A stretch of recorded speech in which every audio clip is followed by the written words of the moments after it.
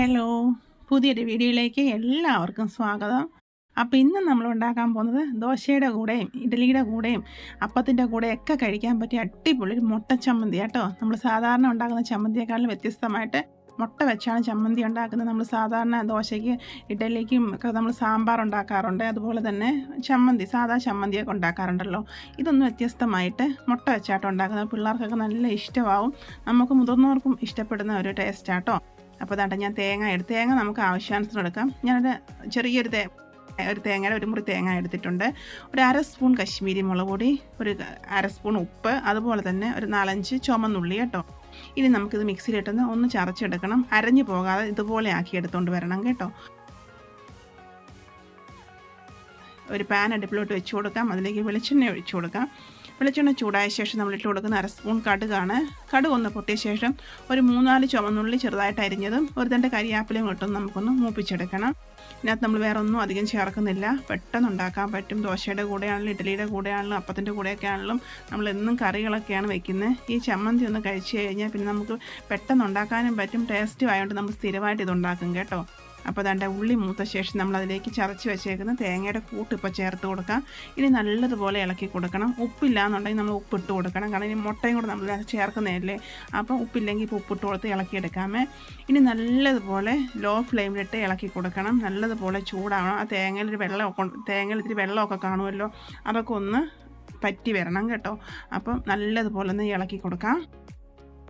നിങ്ങളിങ്ങനെ ഉണ്ടാക്കിയിട്ടുണ്ടെങ്കിൽ കമൻസ് ഇടണം കേട്ടോ, ഇങ്ങനെയാണോ ഉണ്ടാക്കുന്നതെന്ന്. കാരണം ചിലവർ ഇങ്ങനെ ഉണ്ടാക്കിയെടുക്കാറുണ്ട്, നല്ല ടേസ്റ്റാണല്ലോ. അപ്പം പലർക്കും അറിയാമായിരിക്കും ഇങ്ങനെ ഉണ്ടാക്കുന്നത്. ചെയ്തിട്ടുള്ളവരൊന്ന് കമൻറ്റ് ഇടണം കേട്ടോ. അപ്പോൾ ഇനി മുട്ട നിങ്ങൾക്ക് താല്പര്യമില്ല എന്നുണ്ടെങ്കിൽ ഇത്രയും മതി, മുട്ട ചേർക്കണ്ട. പക്ഷേ മുട്ടയും കൂടെ ചേർക്കുന്നതാണ് ടേസ്റ്റ്. ഞാൻ ഒരു മുട്ടയാണ് ചേർത്തേക്കുന്നത്, നിങ്ങൾക്ക് 1-2 ചേർക്കാം. ഞാൻ ഒരു മുട്ടയും കൂടെ പൊട്ടിച്ചൊഴിച്ചിട്ട് ഇനി നമുക്ക് നല്ലതുപോലെ ഈ തേങ്ങയുടെ കൂട്ടും ഈ മുട്ടയും കൂടെ നല്ലതുപോലെ ചേർന്ന് വരണം. അതുകൊണ്ട് നല്ലതുപോലെ ഒന്ന് ഇളക്കി കൊടുക്കണം കേട്ടോ. അപ്പോൾ ഞാൻ നേരത്തെ പറഞ്ഞതുപോലെ ഉപ്പില്ലെങ്കിൽ ഒന്ന് ഇട്ട് കൊടുത്തിട്ട് വേണം ഇളക്കിയെടുക്കാനേ. ഇനി നല്ലതുപോലെ മിക്സ് ചെയ്തിട്ട് മുട്ടയിലെ വെള്ളമയം എല്ലാം മുഴുവനായിട്ട് പോകുന്നത് വരെ നമുക്ക് ഇത് ഇളക്കി കൊടുക്കണമേ. പെട്ടെന്ന് ഉണ്ടാക്കാൻ പറ്റും കേട്ടോ. അപ്പോൾ നല്ല ടേസ്റ്റുമാണ്. കുഞ്ഞുങ്ങൾക്കൊക്കെ ഇതുണ്ടാക്കി കൊടുത്താൽ പിന്നെ അവർ സ്ഥിരമായിട്ട് പറയും ഇത് മതിയെന്ന് പറയും. കാരണം സാമ്പാറും ചമ്മന്തിയൊന്നും പിള്ളേർക്ക് ഇഷ്ടമാവില്ലല്ലോ. പക്ഷേ ഇതുണ്ടാക്കി കൊടുത്താൽ അവർക്ക് ഇഷ്ടപ്പെടും കേട്ടോ. അപ്പത്തിൻ്റെ കൂടെ കഴിക്കാൻ നല്ല ടേസ്റ്റാണ്. നമുക്ക് വേറെ കറിയൊന്നും വേണ്ട, ഒഴിക്കാൻ കറി വേണം നിർബന്ധമൊന്നുമില്ല. ഇത് മാത്രം മതി നമുക്ക് കഴിക്കാൻ. ദോശയാണെങ്കിലും ഇഡ്ഡലി ആണെങ്കിലും നല്ല ടേസ്റ്റാണ്. നിങ്ങളൊരു പ്രാവശ്യം ഇങ്ങനെ ചെയ്ത് നോക്കണം, അപ്പോൾ തീർച്ചയായിട്ടും നിങ്ങൾക്ക് ഇഷ്ടപ്പെടും കേട്ടോ. നല്ലതുപോലെ ഇളക്കി കൊടുക്കണം. നല്ലതുപോലെ ഇളക്കി ആ മുട്ടയിലെ വെള്ളമയം പോകുന്നത് വരെ ഇളക്കി കൊടുക്കണേ. അപ്പോൾ ലോ ഫ്ലെയിമിലിട്ട് തന്നെയാണ് കേട്ടോ ഞാൻ ഇത് ഇളക്കി കൊടുക്കുന്നത്. അപ്പോൾ നല്ല ടേസ്റ്റാണ്.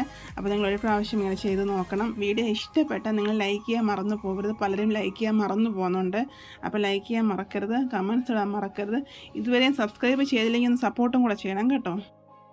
ഇനി നമ്മുടെ ഈ മുട്ടയിലെ വെള്ളമയം തോർന്ന് വരുന്ന ഇളക്കി കൊടുത്താൽ മതി. ഇനി നമ്മൾ അത് ഒന്നും ചേർത്ത് കൊടുക്കണ്ട. പിന്നെ ഞാൻ കശ്മീരി മുളക് പൊടി ഞാൻ ചേർത്ത്, പക്ഷേ നിങ്ങൾക്ക് എരിയുള്ള മുളക് പൊടിയാണ് താല്പര്യമെങ്കിൽ എരിയുള്ള മുളക് പൊടി ചേർക്കാം കേട്ടോ. കശ്മീരി പിള്ളേർക്കൊക്കെ എരി വേണ്ടാത്തതുകൊണ്ടാണ് ഞാൻ കശ്മീരി മുളക് പൊടി ചേർത്തത്. നമ്മുടെ ഇഷ്ടമാണ്, എരി വേണമെങ്കിൽ എരിയുള്ള മുളക് പൊടി ചേർക്കാം, ഇല്ലാന്നുണ്ടെങ്കിൽ കശ്മീരി മുളക് പൊടി ചേർക്കാം, ഏതായാലും കുഴപ്പമില്ലേ. അതുപോലെ മുട്ട വേണ്ടാന്നുണ്ടെങ്കിൽ നമ്മൾ മുട്ട ഒഴിക്കുന്നതിന് മുമ്പ് തന്നെ നമ്മൾ തേങ്ങയുടെ കൂട്ട് ചൂടാക്കി എടുക്കുമല്ലോ, അപ്പോൾ അതുകൊണ്ട് നിർത്തിയാൽ മതി. മുട്ട ചേർക്കണമെന്നില്ല. പക്ഷേ നിങ്ങൾ ഒരു പ്രാവശ്യം മുട്ട ചേർത്ത് ചമ്മന്തി ഉണ്ടാക്കി നോക്കണം. നല്ല ടേസ്റ്റാണ്. 2 രീതിയിലും ഉണ്ടാക്കിയെടുക്കാം, നല്ല ടേസ്റ്റാണ്. അപ്പോൾ നിങ്ങളൊരു പ്രാവശ്യം ഒന്ന് ട്രൈ ചെയ്ത് നോക്ക്, നിങ്ങൾക്ക് ഇഷ്ടപ്പെടും കേട്ടോ.